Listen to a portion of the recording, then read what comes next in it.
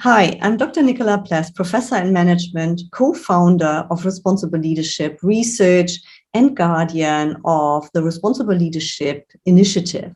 I'd like to share some of the research of me and my research team with you. It is about responsible leadership, stakeholder conflict, and responsible resolution approaches. The research addresses a real-life stakeholder dilemma in India and provides practical knowledge to business leaders how to resolve it in a responsible and morally imaginative way, thereby creating public trust. Let me set the scene for the case dilemma.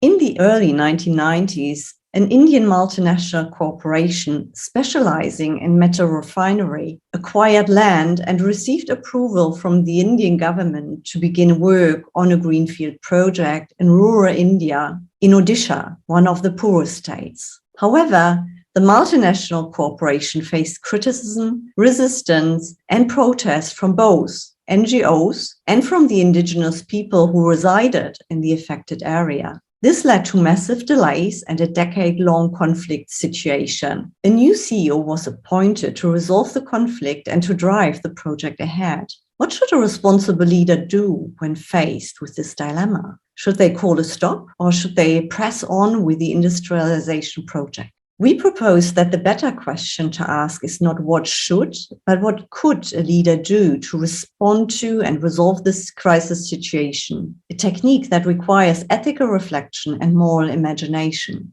Responsible leadership is about contributing to solutions that benefit all stakeholders, not just shareholders or customers, but also the community involved and even society more broadly. Behaving responsibly means not only avoiding harm, but also doing good and being virtuous. This is no easy task, especially in complex stakeholder settings when seemingly intractable conflicts arise. Leaders who intend to develop responsible solutions need moral imagination. That is a morally creative way of approaching a problem that may not have a clear solution, with one option that is morally right and an alternative option that is clearly morally wrong. Complex stakeholder settings cause dilemmas which are dynamic and messy. Often these dilemmas are grounded in values, not right versus wrong, but right versus right. In these scenarios, moral imagination allows individuals to gain some distance and perspective and to come up with what philosopher Rothbard Kidder calls a third way, a kind of middle ground through the extremes. Going back to the scenario I presented at the start of this video, the new CEO could apply an integrative approach, discover what is important for the local villagers, and determine how to make a substantial contribution to local development as a basis for long-term engagement and the building of public trust.